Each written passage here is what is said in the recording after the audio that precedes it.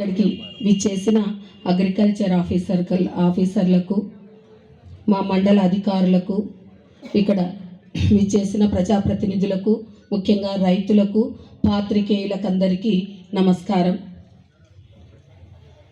చాలా పాతదే అయినా కూడా మళ్ళీ గుర్తు చేసుకోవాల్సిన విషయం. రైతు బాగుంటేనే, ఇది పూర్వకాలం వాళ్ళందరికీ తెలిసి ఉంటుంది, ఒక రైతు బాగుంటేనే మిగిలిన వాళ్ళందరికీ కూడా పని కల్పిస్తాడు. రైతు దేశానికి వెన్నెముక. ఇటువంటివి మంచి మాటలు ఎన్నిసార్లు చెప్పుకున్నా కూడా బాగుంటుంది. ఇప్పటి కాలంలో కొంత రైతుకి ఈ పెట్టుబడి అనేది లేక చాలామంది ఏమవుతున్నారు, రైతులు వ్యవసాయం చేయడానికి ఆసక్తి చూపడం లేదు. చేయాలని ఇంట్రెస్ట్ ఉన్నా కూడా అవసరానికి పెట్టుబడి పెట్టాలంటే కూడా చాలా ఇబ్బందులు పడుతున్నారు.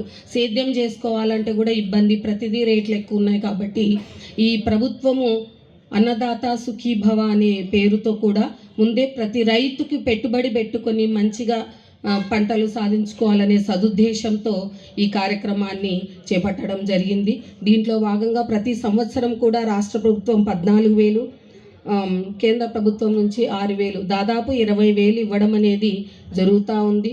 కాబట్టి ఈ ప్రభుత్వము మంచి ఉద్దేశంతో రైతుకు ఇచ్చే ఈ సదుపాయాన్ని రైతులందరూ ఉపయోగించుకొని కూడా పొలంకి పెట్టుబడి పెట్టి పొలానికి ఉపయోగించుకొని కూడా బాగా మంచి దిగుబడి సాధించి ఉన్నతిలోకి వచ్చి మొత్తము అందరూ కూడా ఉపయోగించుకోవాలని కోరుకుంటున్నాము.